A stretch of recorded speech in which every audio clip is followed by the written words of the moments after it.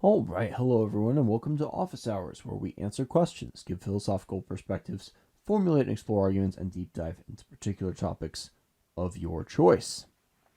Ian asks, despite passages like Deuteronomy 18:10 through 12, Isaiah 47:13 through 14, and 2 Kings 23:5, explicitly condemning astrology, how should we interpret Jordan Maxwell's claim that the Bible itself is fundamentally an astrotheological text?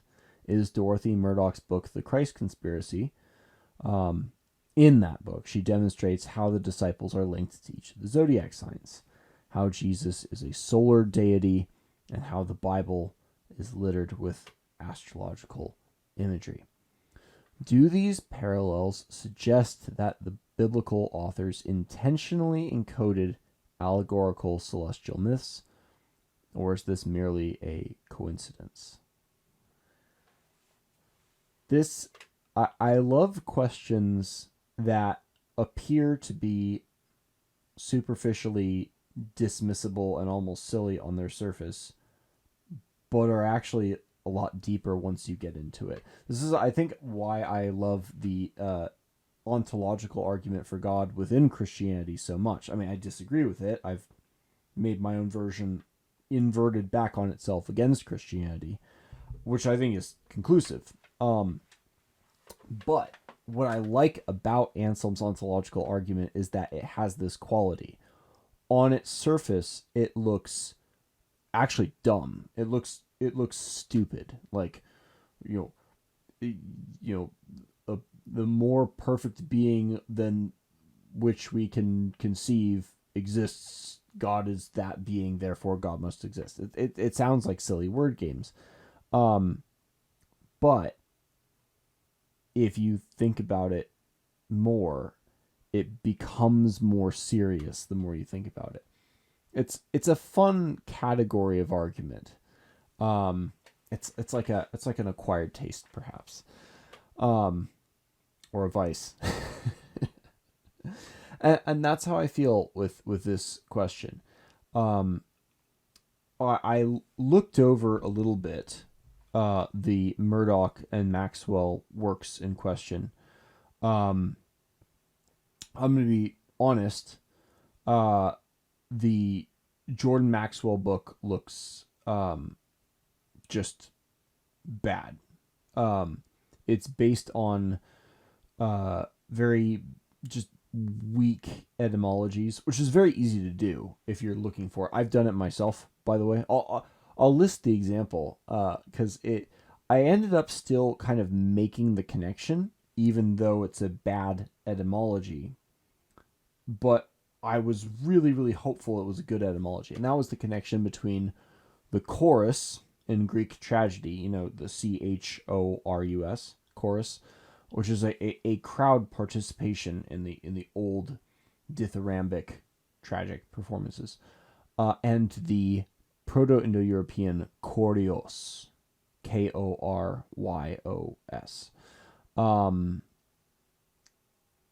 which was a Männerbund. It was basically a group of young men who were not out of society. Like, they weren't outlaws, but they weren't really in society either. They didn't have a place. And there's a mythic participatory similarity between the chorus and the Koryos in the reenactment of actions of ancestors.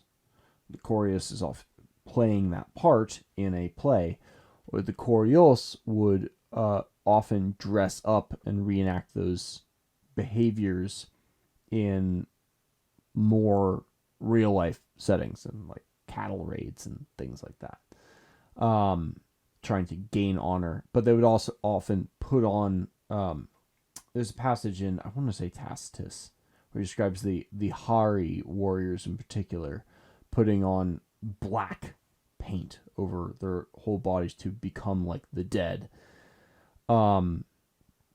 which was first thought to be psychological warfare, which is like very intimidating. But then they're like, wait, that would only work like once, and they're doing this during the day, and they're like, this seems to be a religious ritual thing, not a martial tactic. So there is a similarity in relation to hero cult between the chorus and the chorus, but the point is, it's a false etymology. They're not linguistically connected. And the world of comparative myth and language is full of false etymologies. It's one of the things that makes that field so frustrating, but also so cool when you occasionally stumble on and land on a real one. Which I also stumbled on between Nestar's cup in the Rig Veda and Nestor's cup in the Iliad. So you can check out my conversation with Kyle about the Holy Grail in one of my Caffeine Stream podcasts. Anyways, that digression aside, Maxwell's book seems to be based largely on bad etymologies and very, very vague symbolic similarities. The problem with very vague symbolic similarities is that it's very subjective. It's very easy to find them where you want to see them, like seeing faces in clouds. You can, if you don't know what a Barnum statement is, a Barnum statement is a statement that that basically, it sounds very specific, but which anybody can identify with. This is a very common accusation of against astrological signs in general. And I think there's a grain of truth to that accusation at a very, what I'm going to call the basic level of astrological practice. So if you like read the astrology signs in the paper, yeah, those are all Barnum statements. That's like not a real reading. I do think there's more to astrology, and I don't think the astrological signs are actually these unfalsifiable Barnum statements. But that the quality of a Barnum statement that allows people to find themselves in these specific sounding, but in fact very generic statements. Like, let me think of an example. People think you're really social, but you actually like to be alone more than people think. Who doesn't that describe? But it sounds so specific. Oh, that's me. There are that quality that allows people to see themselves in these general but specific sounding statements also allows people to find symbolic similarities without thinking about the potential symbolic similarities that should be there if there was a connection, but which are not there. So we'll come back to that. I think the other problem too, and we saw this, if anyone has gotten into like the Bible code, this is like a big thing on like the History Channel back in like the mid 2000s. People thought they had like turned the Bible in ancient Aramaic or Hebrew into this big crossword puzzle, and they're like, oh, we found 9/11 here. You can find anything retroactively, because when you combine enough data, you will generate the coincidences necessary to retroactively predict anything. The problem is predicting things before they happen. It's the monkeys with typewriters principle, basically.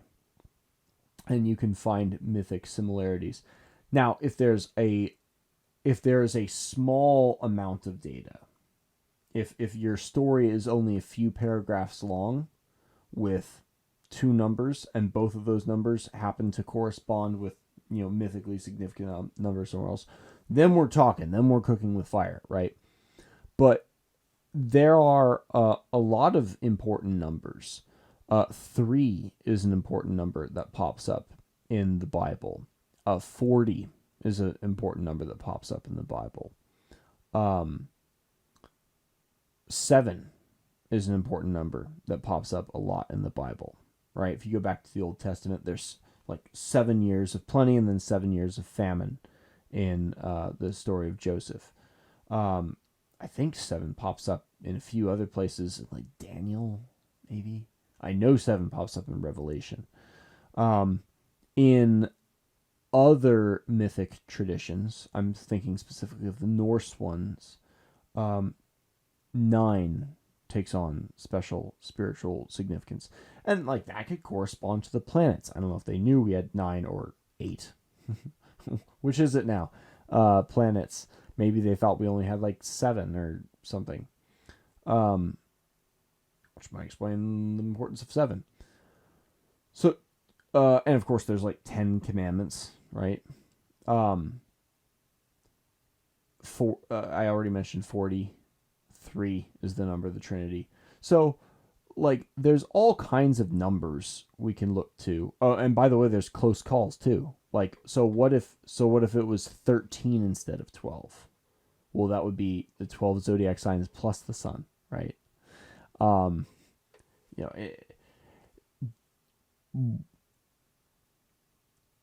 It's not that the number of 12 doesn't matter, though. It is a mythically significant number, and I think that becomes a real argument in Murdoch's book. Dorothy Murdoch's book, The Christ Conspiracy, is, I think, a much more serious work than Jordan Maxwell's book. And, well, let's get into it. The arguments that these two works sort of in combination are making is that, Maxwell claims the entire Bible is basically an encoding of an astrotheological system.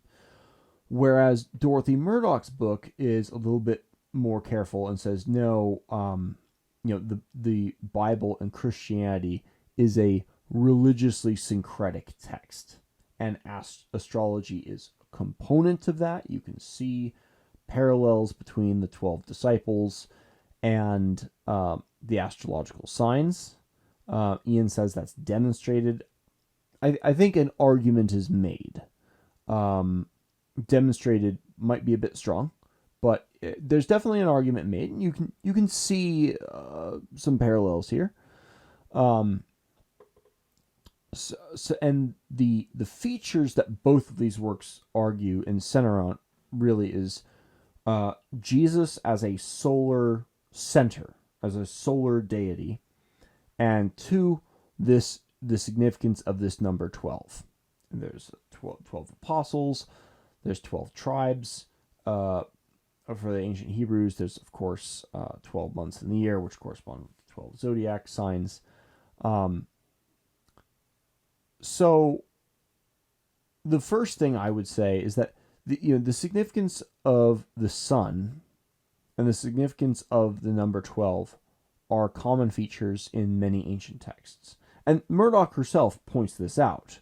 You can point to the 12 labors of Hercules. You can point to the 12 Olympian gods. I'm pretty sure King Arthur had 12 knights of the Round Table. I could be wrong on that, but I'm pretty sure. So the question that we have to ask is, well, is the Bible encoding an astrological sign, or is astrology encoding a biblical sign? Which came first? Or maybe are both of these drawing from a mythic spiritual tradition that features the significance of the number 12, and it's influencing both of these things independently? Well, the question we have to ask is, what are the earliest dates that we're finding these things? After I am no historian of astrology. I am armed with Google, so and ChatGPT. So do your own research. Do not take my word for it. All the significance that you should be taking from me is the thought process, not the facts or details necessarily. someone's going to have better facts than I have here. That said, the earliest I was able to find evidence of a 12-sign astrological system was the 5th century BC, specifically 410. We have the 12 Olympian gods going back to the 8th century BC, or thereabouts, 8th to 7th. The 12 Hebrew tribes, I believe, were 7th to 6th century BC. And to sort of further cement that astrology is not the root of this 12, we have other astrological systems prior to the 5th century that were not a 12-sign system. I was reading something about a Mesopotamian system with 18. So, what does this mean as far as how we take, Ian asks, how are we to evaluate claims like, the Bible was an astrotheological text, or at least was influenced by that. In Maxwell's case, I think he's just flat out wrong. It's just incorrect.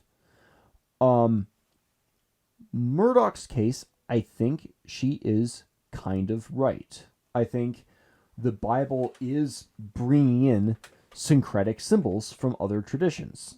The number 12 and this as a magical, mystical number being just one of many of these arguments. And I've made this argument myself in a different form with wherever it went, the hero and the man. I think the New Testament, in particular the story of Jesus, I'm not as well versed in the Old Testament, although I like it more. But the New Testament is bringing in themes from Hellenic heroism, Homeric notions of what a hero is, and it's kind of refined and perfected it in a way that is too perfect to be accidental. If you're a Christian, you can say, well, maybe he just fulfilled that, which is possible. As a non-believer, I'm inclined to see the perfection of the embodiment of the heroic ideals as a syncretic inclusion of outside themes. Which is what it would have to be if you don't think the story is theologically true. But, whether it's by divine, manifestation of longed for aspects or things known in the human heart or whatever, or whether it's, syncretic inclusion of these themes, there's a connection there, one way or another. And I think I have very good evidence for that.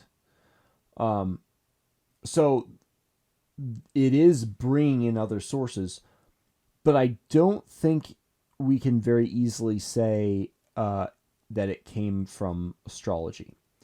One could make a case, and again, I think there is a case you could make that the 12 disciples roughly stand in for the 12 astrological zodiac signs. But I think it's more likely that it's just the number 12. I think assuming Jesus was a historical person, and I'm inclined to believe that he was, with disciples and so forth, what do you think are the odds he actually had only 12? I'm inclined to think he probably had 40 or 50, like a decent number. But we name 12 and we limit it to 12 because of the narrative value of that limited number. That's a small enough number that we can give them all personalities and so forth. And it's a spiritually significant number. Fuck it. We'll go edgy here. There's another very significant number in Hebrew mythology. That is 6 million. What are the odds that in World War II, exactly 6 million Jews died. Not 6,000,001, not 5,999,999, but 6 million. It's zero. It's zero. It wasn't exactly that number. And I know they're saying this as a rounding thing. I think it is very, very likely that the numbers got rounded up from I happen to believe the Holocaust was real, by the way. I'm not one of these people. But I think people get historical facts wrong all the time. Maybe it was 4.5 million. Maybe it was 7 million, you know? But if it was 7 million, would they round down to make it fit the theological, spiritually significant number patterns? Well, historically, that's what people have always done with great events. Is they'll fudge numbers, either expand it or contract it in order to make it fit into a prefabricated pattern. And I think that's what we're seeing with the number of disciples. Probably not what was happening with the 12 tribes of Judah, but that's a different matter. I think we see that pattern a lot. So I think what we're seeing in the Bible is the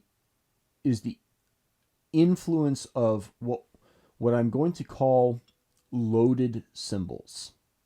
And I think this is really the big takeaway, because you have maybe I'm focusing too much on this number 12. Jesus does have a lot of solar deity characteristics. Murdock points out a lot of parallels to other solar deities, which is true. Virgin birth, the sun etymology is a completely false one. That's not one of the good ones, but there are some similarities there. But as with the number of 12, I think we're seeing a common source that predated both Christianity and astrology, influencing both of these things independently, just based on the timelines, based on how long have people looked up to the sun. That was probably one of our earliest concepts of God, to look to the sun in that way. And it is worth mentioning too. I'm going to put on my Christian hat for a second here and say maybe the way we should take these is that Maxwell and Murdock are both trying to subvert the Bible by making it really about something else, by making it really about astrology or these other mythical things. There's a similarity in my world to Marx. Karl Marx trying to subvert the Homeric story of the Trojan War by putting Thersites at the center of the story and making it all about class and the criticism of the aristocracy. There is a little bit of a Shakespearean case to tell the story in that way. I am not grateful to Shakespeare for that. But we can look to Homer, and he is very clearly doing the opposite. He's defending the best. The best doesn't always align with conventions of social status, like putting Agamemnon at the top. But that doesn't mean that Achilles and Thersites are equally good people. There is a hierarchy there at place. And Marx is trying to subvert that. And perhaps in a similar way, maybe Maxwell and Murdock are trying to subvert the Bible by putting astrology at the root underneath the cover story, the superficial thing about God and Jesus and being saved and all that. And the Christian might reasonably ask, if the Bible was really trying to encode astrology, in Maxwell's case, or to just bring forth all these other syncretic things as Murdock argues, why would it so vehemently ban astrology? Why would it so viciously attack other religious traditions, like the Amalekites, if it could also just have not done that? I mean, if we're writing the Bible to encode astrology, why not just write astrology? Or at least why, if we're maybe that's not for everybody. Maybe we'll encode it, but we'll not ban it. Thou shalt not suffer the astrologer to live. I think and the Christian has a good case here, but I think there is a case for Christian astrology, and I'm gonna have to take my Christian hat off for this. These biblical injunctions against astrology take place within a very particular context, right? And that context is the Hebrew people wandering through the desert, running into other groups of people, running into other religious practices, running into other religious traditions by foreigners who do not believe in their God. And against that Old Testament context, we have to consider a story from the New Testament. I'm speaking of the three wise men. Wise men is a euphemism, by the way. They are called magi in Greek, which is basically sorcerer. Okay, they're astrologers, at the very least. They're probably a lot more involved than that. But these magi are good guys. They're not evil. They're not terrible people who need to be killed. What's the deal there? Why is it okay when the three wise men, the three magi, are doing astrology, but these ancient people in the Old Testament that the Hebrews keep wandering into in the desert, that's not okay? The theological problem with astrology, and any Christians who are listening to this, check with your pastor before you take my word for it. I'm not a believer. Don't take me as an expert on this.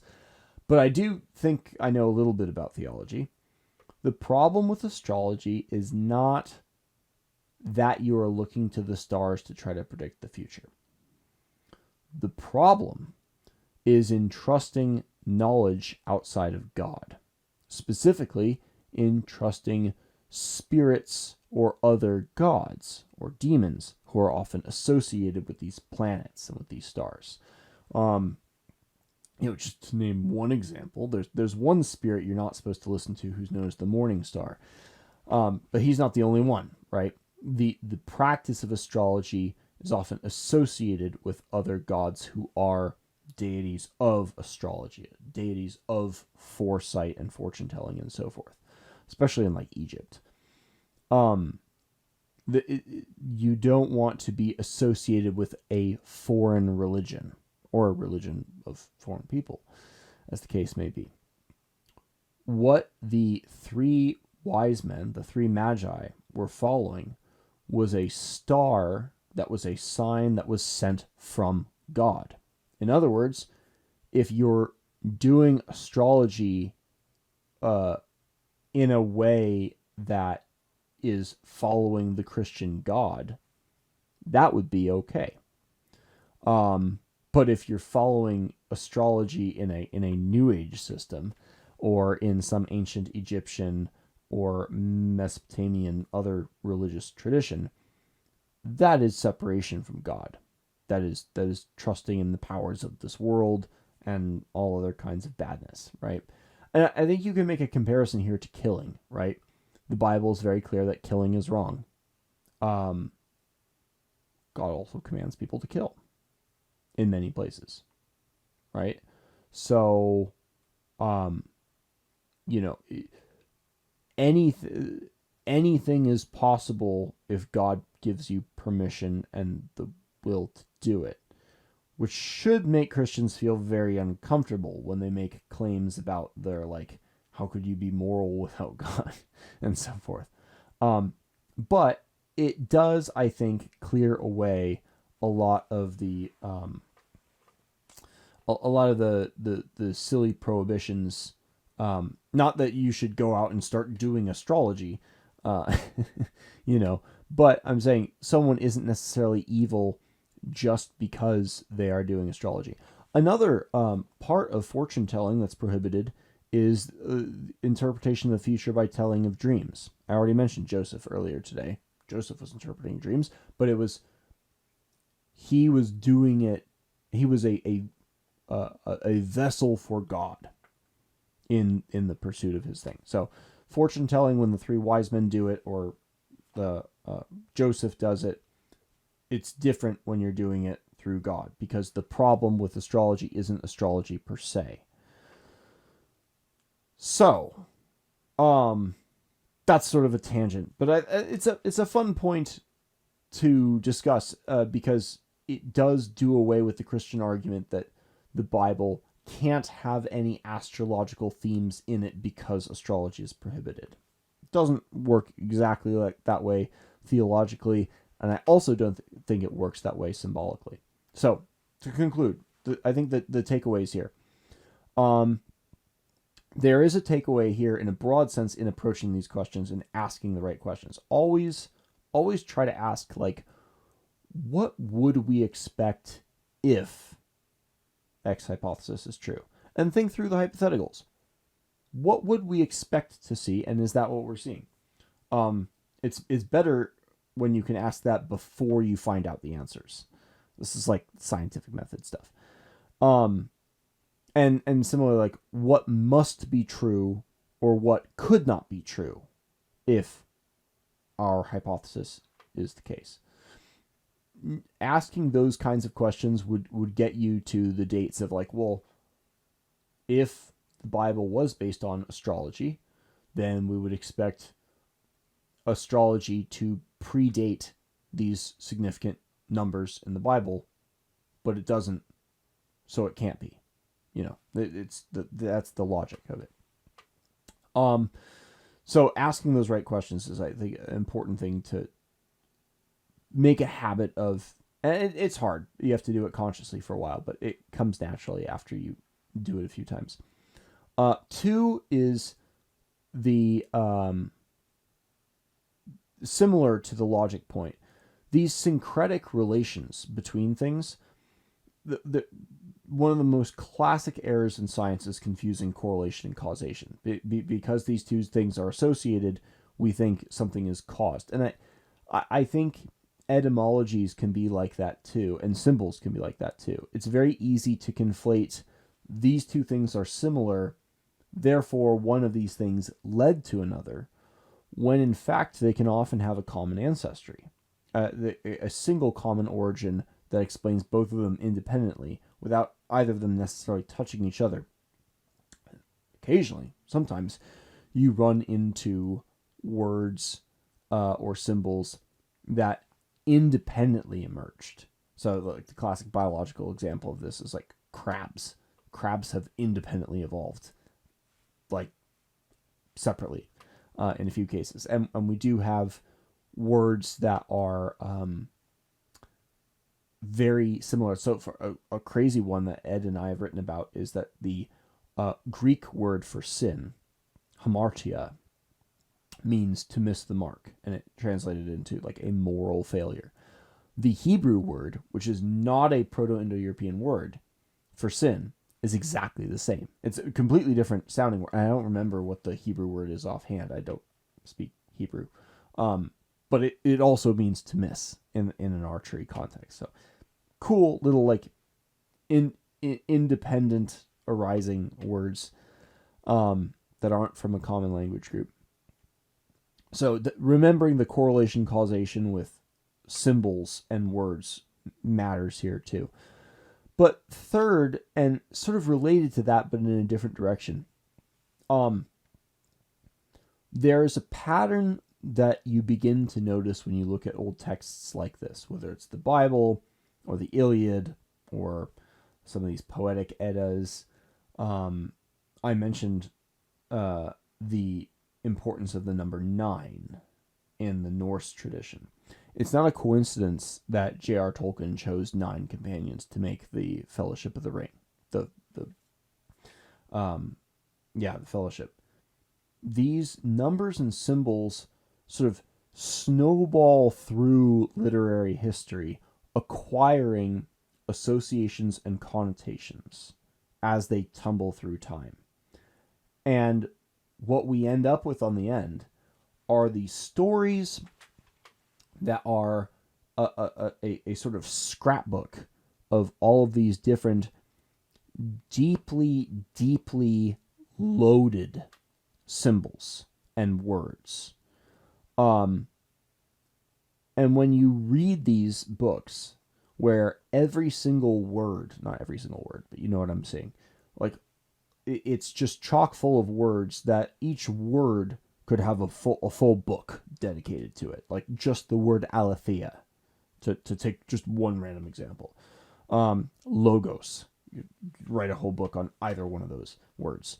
And you have a book like the Bible reading, like just stacking these works up. It turns a single page of the Bible into a veritable library of other books and rabbit holes you can go down that create this sense of infinite, deep, mystical power and significance in these texts. And I think the syncretic nature of the Bible that Murdock is pointing out is the cause of this sensation. We have created these very deep words that they can't mean all the things that they are associated with at the same time. They can't. Catholics will insist that they do, but they don't. Like not every, and these symbols will reach out and grab particular people. Particular symbols will be particularly compelling to particular people. Not every symbol will work on every person, but if you have a book as deeply loaded with these words as the Bible, you'll probably find something that can grab anybody. This is a problem with language, and it actually makes it very difficult to think clearly in the context of language that is so deeply loaded. And I say this because someone I've become very interested in over the past couple years, Martin Heidegger, was facing this problem with ontology and the question of being.